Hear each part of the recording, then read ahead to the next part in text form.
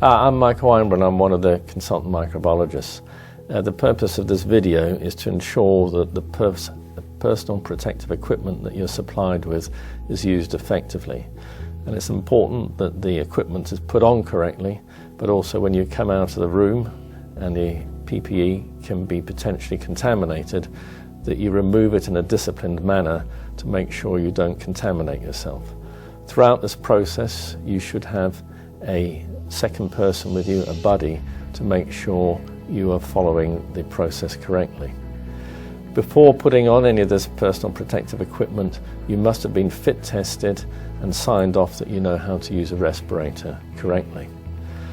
So you should get all the equipment ready. There should be a poster nearby so the buddy can check as you go through the sequence you're doing it correctly. Okay, we're going to put on this personal protective equipment. It will protect you against coronavirus and other organisms, providing you use it effectively. So what I want to do with you is to go through the application procedure and check you've got it on correctly, and then when you come out you'll be meeting with me again to make sure that when you remove this you do it in a safe and effective manner. Okay.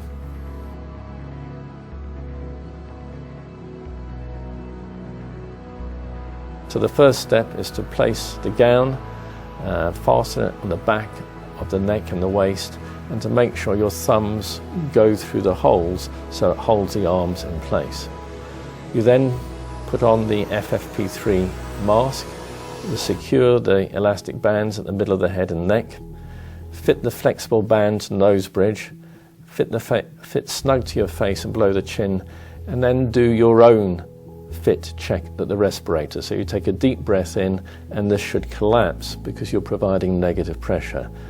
Can I just repeat that this is not the equivalent of a proper fit check, which you should have had done in the first place.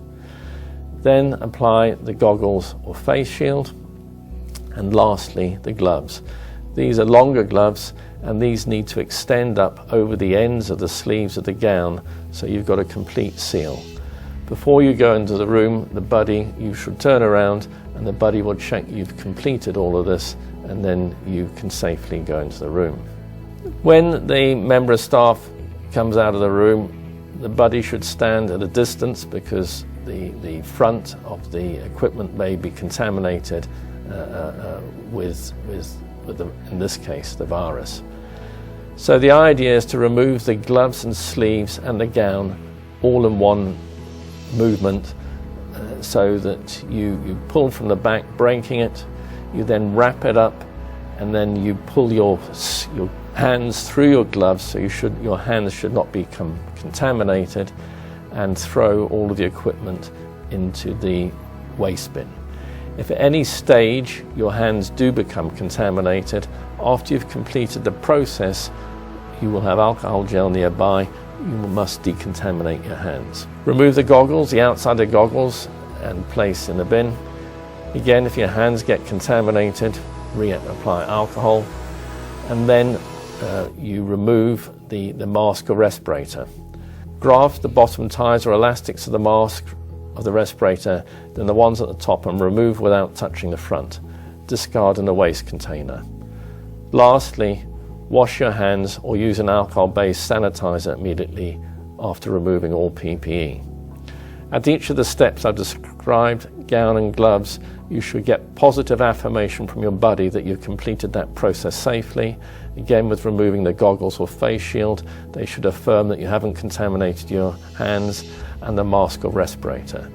It is good practice anyway to decontaminate your hands with alcohol between each procedure.